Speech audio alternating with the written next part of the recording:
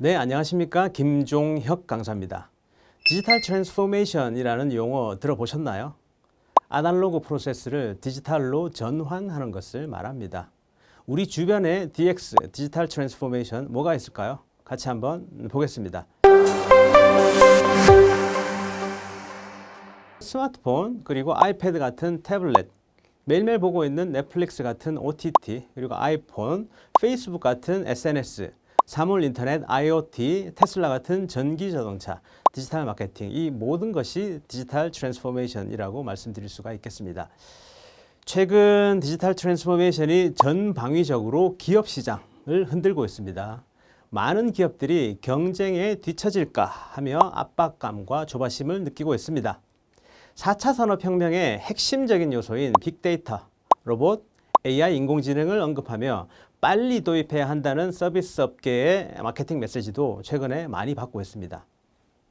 디지털 트랜스포메이션 DX는 기술 도입과 함께 반드시 기술을 활용하는 사람과 조직에도 집중을 해야 합니다.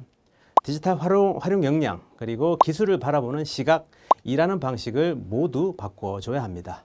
그것은 새로운 비즈니스로의 설계와 전환을 이루어가는 기나긴 굉장히 긴 여정을 이야기를 합니다. 제가 한 20년 전이었어요. 사회 초년생이었을 때 겪었던 일이 많이 생각이 납니다. 고객의 메일을 정리해서 일주일에 한 번 한꺼번에 메일링을 할 수 있는 웹사이트를 제가 직접 만들었어요. 직접 만들어 가지고 상사에게 보고를 한 적이 있습니다.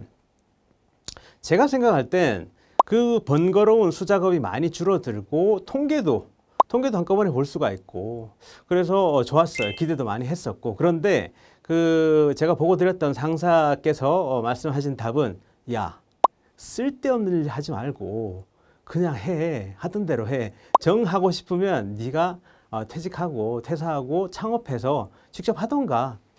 자, 이 말은 저를 굉장히 주눅들게 만들었습니다.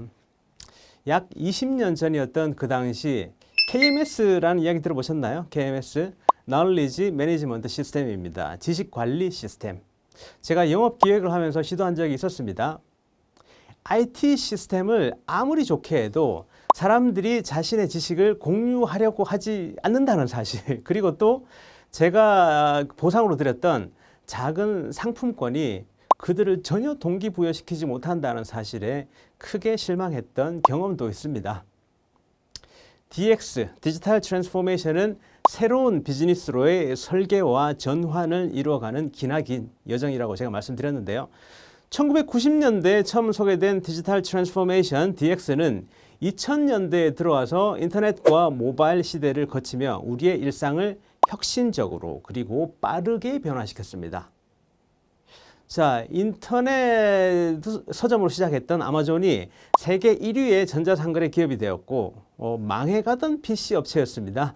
망해가던 PC 업체였던 애플이 아이폰을 출시하면서 정말 거대한 기업으로 성장했습니다. 자, 반면에 코닥 한번 생각해 볼까요? 코닥은 디지털 카메라를 발명하고 개발했음에도 불구하고 필름에 집착했다가 망했던 사례가 됩니다. 노키아 같은 경우에는 스마트폰을 처음 발명하고 개발했음에도 불구하고 스마트폰 때문에 굉장히 큰 어려움을 겪었어요. 그런데 요즘 다시 살아났습니다. B2B 쪽으로. 자, 그리고 소니 같은 경우에도 굉장히 힘들어했어요. 큰 LCD가 나오고 새로운 기기, 고객 중심의 전자기기가 나왔을 때 제대로 적응을 못하다가 최근에 적응하고 있습니다. 어떤 식으로 엔터테인먼트, 플레이스테이션 같은 게임 이런 쪽으로 디지털 트랜스포메이션을 이루어가고 있어요. 좋은 사례죠. 자, 현재 DX, 디지털 트랜스포메이션은 단순한 기술 변화만을 의미하는 게 아닙니다. 경영 전반의 혁신, 그리고 비즈니스 모델 전환까지 다 포함하고 있어요. 2019년 후반에 코로나19가 확산되면서 개인과 기업의 주변 환경이 더욱더 급변했습니다. 오프라인 기업의 실적이 추락하고 IT 기업의 실적이 시장을 주도했습니다. 저 같은 경우에도 2019년까지만 하더라도 제 전체 교육의 한 5% 정도만 온라인이나 동영상 교육이었고요. 그런데 2020년 들어와서 제가 이제 한번 봤습니다. 통계를 봤더니 제 전체 교육의 한 80%가 줌을 이용한 비대면 온라인 교육 혹은 제가 촬영해서 납품하는 교육, 실제로 제가 오프라인 교육하는 건 한 5%, 10%밖에 안 됐습니다. 그런 큰 변화가 있었어요. 원격 근무를 하게 되었습니다. 그리고 또 학생들은 그리고 성인들도 마찬가지죠. 온라인으로 교육을 받게 되면서 그에 맞는 IT 디바이스부터 그리고 프로그램, 솔루션이 필요하게 되고 사용 중에 많은 오류도 당연히 겪게 됩니다. 그리고 조직과 개인이 많은 경험을 쌓게 됐습니다. 저는 이 부분이 중요한 것 같아요. 많은 경험을 쌓게 됐다. 디지털 트랜스포메이션에 대한. 최근에 동료 기업 강사가 대학교의 신입 담당 직원분께 이런 이야기를 들었답니다. 그분은 경험했던 게 한 2년 동안 온라인 교육밖에 경험을 못 하셨어요. 그래서 그분이 제 동료 기업 강사에게 이런 이야기를 했습니다. 어떤 이야기냐면 앞으로 오프라인 교육을 많이 할 건데 강사님 오프라인 교육 잘 하실 수 있나요? 그런 이야기 들었답니다. 자, 이렇게 기업이 왜 디지털 트랜스포메이션을 하려고 하는 걸까? 같이 한번 생각해 보겠습니다. 이 질문은 제 자신에게도 끊임없이 하고 있습니다. 홈페이지를 업데이트하고 실시간으로 익명 채팅을 하게 해드리고요. 고객들이. 그리고 유튜브에 샘플 영상을 계속 올리고 그리고 직접 제작하고 AI 더빙하고 자막을 하고 그리고 네이버 광고하고 구글 광고하고 비용을 투자하면서 맞춤 광고를 타겟팅해서 하고 고객들에게 전달 드리도록 노력하고 또 계속 새로운 방식으로 홍보하고 마케팅하려고 노력하는 내 자신에게도 그런 질문을 계속 합니다. 왜 그렇게 해야 될까? 그건 바로 지속 가능성이라고 봅니다. Sustainability, 지속 가능성.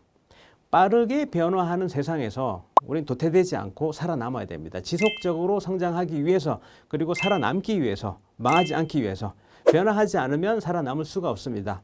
다시 강조하지만 시스템과 디바이스로만 DX, 디지털 트랜스포메이션이 일어날 수는 없습니다. 기술 대신 사람과 프로세스가 그 중심에 있어야 합니다.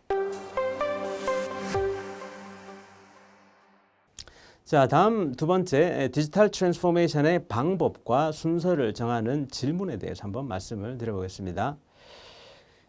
CEO가 어느 날 이런 질문을 한다고 한번 생각해 보세요. 자, 오늘부터 우리 회사는 디지털로 전환하겠습니다. 라고 선언했다고 그 DX, 디지털 트랜스포메이션이 뚝딱 자연스럽게 이루어질까요? 저는 불가능하다고 봅니다. 절대 쉽지 않습니다. 쉽지 않아요. 상당한 투자와 노력이 뒤따라야 하고 성공한다는 보장도 저는 없다고 봅니다. 자, 하버드 비즈니스 스쿨의 클레이튼 M. 크리스텐슨 교수가 이런 얘기 했습니다. 파괴적인 혁신. 사례 중인 하나인 넷플릭스 같이 한번 볼게요. 넷플릭스와 블록버스터를 보면은 블록버스 비디오 대여점이었습니다. 비디오 대여점이었고 많은 대여점이 있고 늦으면 연체료를 받았습니다. 우리도 어렸을 때 주변에 동네 주변에 있던 비디오 대여점 기억나시죠? 똑같은 방식이었습니다. 비즈니스 모델이.